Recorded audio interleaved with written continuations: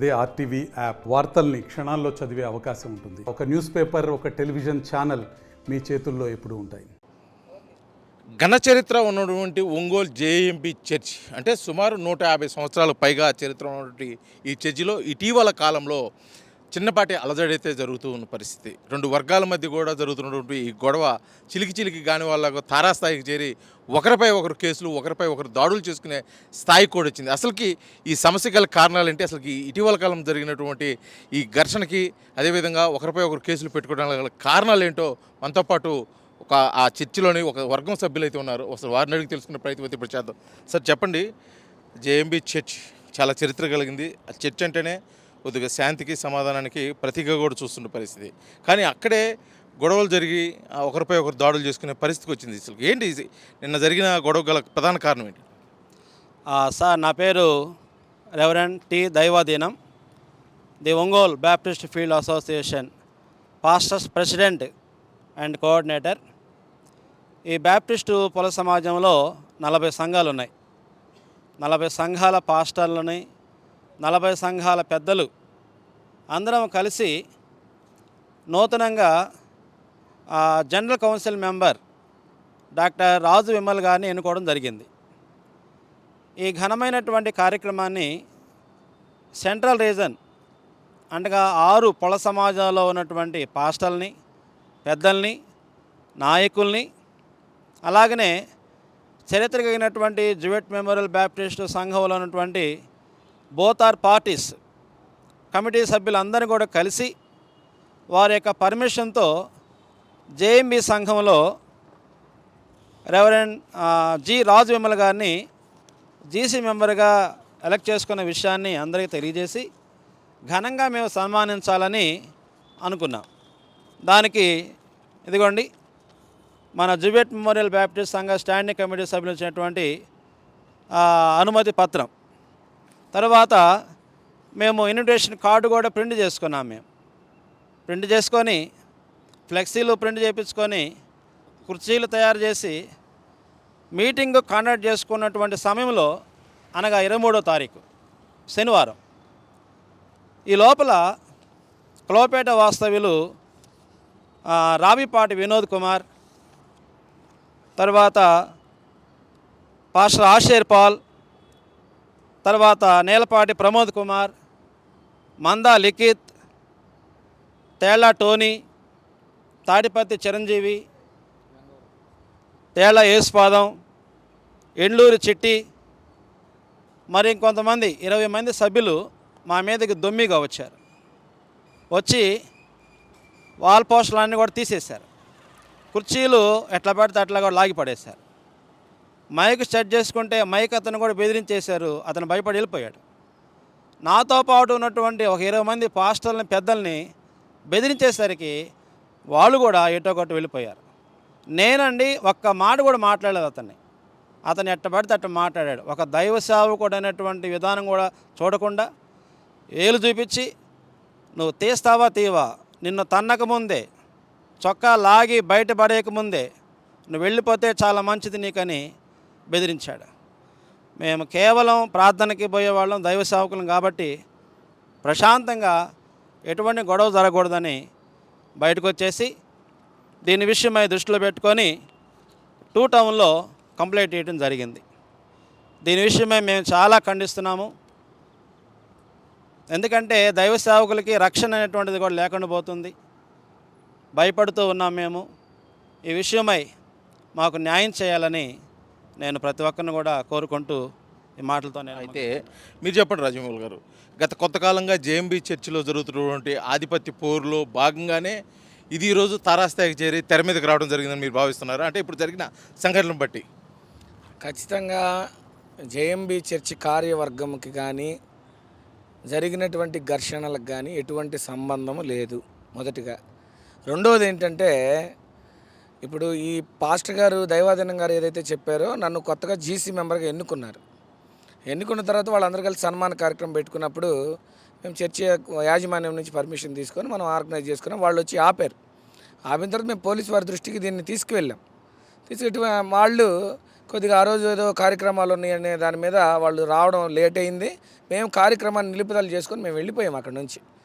నేను మరుసటి రోజు గౌరవ పోలీస్ వారిని, డిఎస్పీ గారిని, అలాగే ఎస్పీ గారిని, తర్వాత వీళ్ళందరినీ కూడా కలిసి మేము రిటర్న్ కంప్లైంట్ ఇచ్చి, ఇప్పుడు ఎవరో కొంతమంది అన్నోన్ పర్సన్స్ వచ్చి నేను మా పాస్టర్స్ అసోసియేషన్ పర్మిషన్ తీసుకొని మా పర్సనల్ ప్రోగ్రామ్ జేఎంబీ చర్చి నిర్వహణకు కానీ దీనికి కానీ ఎటువంటి సంబంధం లేదు. అది జస్ట్ ఒక ఫంక్షన్ హాల్. మేము ఒక పర్మిషన్ తీసుకొని ఒక కార్యక్రమం పెట్టుకున్నాం. ఎవడో అన్నోన్ పర్సన్ వచ్చి ఈ కార్యక్రమం జరగడానికి వీల్లేదంటే అతనికి ఏం సంబంధం? ఫస్ట్ నేను అడుగుతున్న ప్రశ్న, అతనికి ఏం రైట్ ఉండి ఆపాడు అనే దాని మీద మేము అయితే అక్కడ నుంచి తరిమేసి ఇక్కడ నుంచి వెళ్ళకపోతే చిటికలు వేసి చంపేస్తాం బెదిరిస్తున్నారు. మామూలుగా కాదు. సరే, అది అయిపోయింది. మేము గౌరవ డిఎస్పీ గారిని ఒకటే కోరుకున్నాము, సార్ ఇది మా పర్సనల్ ప్రోగ్రాము, వాళ్ళు అడ్డగించారు. ఎవరైతే మమ్మల్ని అడ్డగించినటువంటి వ్యక్తి ఉన్నాడో అదే వ్యక్తి ఆదివారము చర్చిలో జరిగినటువంటి ఆషేర్పాల్ రన్ చేస్తున్నటువంటి చర్చిలో ప్రకటన సమయంలో పేరు మెన్షన్ చేస్తూ పర్టికులర్గా రాజ్ విమల్ అనే వ్యక్తి స్థలాలు అమ్ముకునే వాళ్ళతో చేతులు కలిపి ఇక్కడ ఒంగోలులో వాళ్ళకి ఏజెంట్గా పనిచేస్తున్నాడని డైరెక్ట్గా నా పేరు మెన్షన్ చేశాడు.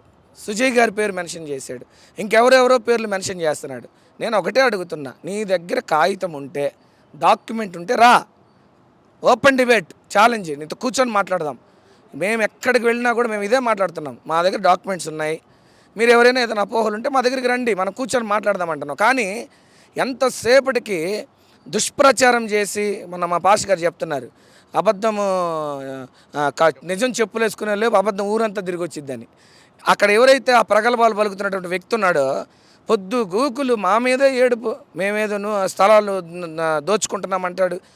నువ్వు ఒక్క మాట రామాయపట్నంలో 100 కోట్లకి ఏదో ఇది జరిగింది, ఆయన ఏదో దోచుకున్నాడని చెప్తున్నారు. నువ్వు అయ్యర్ అనే వ్యక్తి శివారెడ్డి అనే అతన్ని పవర్ ఆఫ్ అటార్నీ ఇచ్చి రిజిస్ట్రేషన్ చేశాడు. నా దగ్గర రిజిస్టర్డ్ డాక్యుమెంట్స్ ఉన్నాయి. అలాగే ఎవరైతే ఈ బీసీటీసీకి సంబంధించినటువంటి జనరల్ సెక్రటరీగా చేశారో, ఇప్పుడు ఉన్నటువంటి ఈరోజు జరిగిన ప్రోగ్రాంలో ఒక సీనియర్ పాస్టర్ గారు, ఆయన, నేను పేరు మెన్షన్ చేయడం నాకు ఇష్టం లేదు, ఆయన 2008-9 సంవత్సరంలో 16 చిల్లర అంటే దాదాపు కోట్ల రూపాయల భూములు సేల్ చేయడంలో ప్రధాన పాత్ర పోషించాడు. ఇవన్నీ కూడా కాదు వాస్తవంగా ఒక చిన్న విషయం మాట్లాడుకున్నది, మీ మీద భూ వివాదాలకు సంబంధించి ఆరోపణలు అయితే వచ్చాయంటున్నారు, మీరే చెప్తున్నారు.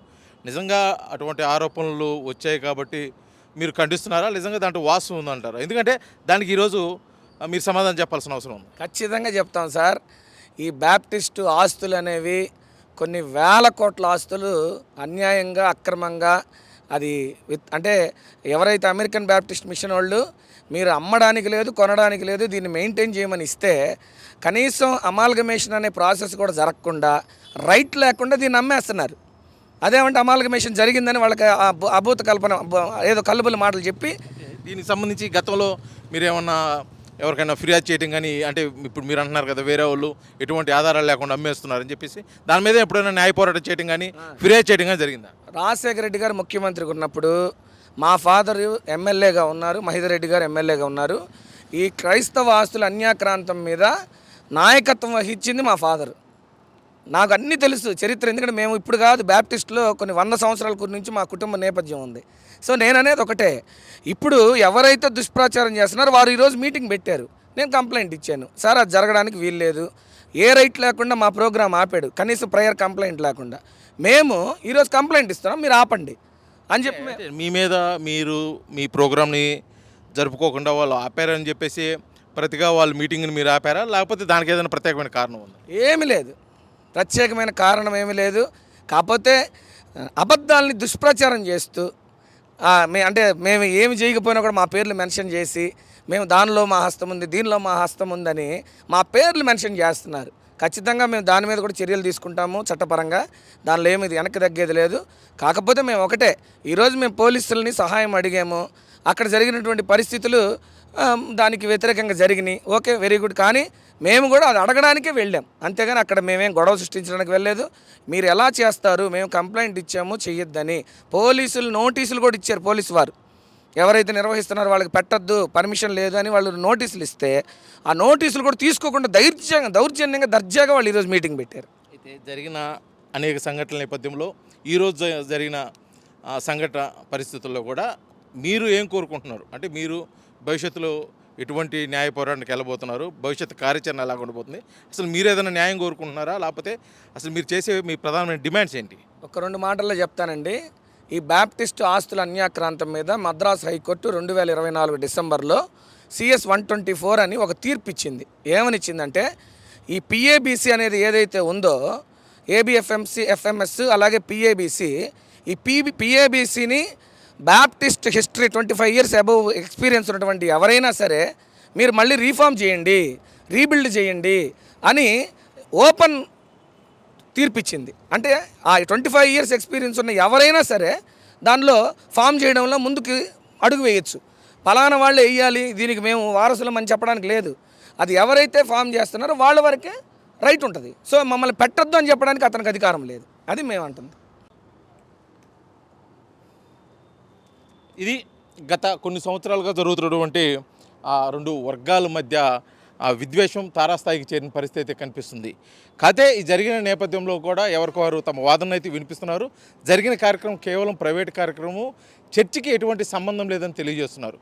కాకపోతే జరిగిన సంఘటన నేపథ్యంలో కూడా చర్చి ప్రతిష్ట దెబ్బతినే ఉంది కాబట్టి మొదటి నుంచి కూడా RTV జరిగిన వాస్తవాలను తెలియజేసేదాని కోసం ఇటువంటి ప్రసారాలు చేస్తున్నాం. కానీ 2 వర్గాల మధ్య కానీ కులమతాలు విద్వేషాలు రెచ్చగొట్టే విధంగా కానీ అదేవిధంగా కొన్ని వర్గాలను ప్రేరేపించే విధంగా కానీ ఎటువంటి కార్యక్రమాలు అయితే మేము చేయట్లేదు. ముఖ్యంగా ఈ సమస్య త్వరితగతిన పరిష్కారం అవ్వాలంటే క్రైస్తవ సోదరులు అందరూ కలిసికట్టుగా కూడా ఒక మాట మీదకి వచ్చి ఏకతాటిపై కూడా ఈ సంఘాన్ని అదేవిధంగా చర్చి సమస్యలను పరిష్కరించుకొని భవిష్యత్ కాలంలో ముందుకెళ్లాలని చెప్పేసి RTV కూడా ప్రత్యేకంగా కోరుకుంటూ వీడియో జర్నలిస్ట్ లక్ష్మణ్తో శ్రీనివాస్, RTV, ఒంగోలు, ప్రకాశం జిల్లా. మరిన్ని వీడియోస్ కోసం ఛానల్ ని సబ్స్క్రైబ్ చేయండి. లేటెస్ట్ అప్డేట్స్ కోసం వాట్సాప్ ఛానల్ ని ఫాలో అవ్వండి. అండ్ లింక్ డిస్క్రిప్షన్ లో ఉంది.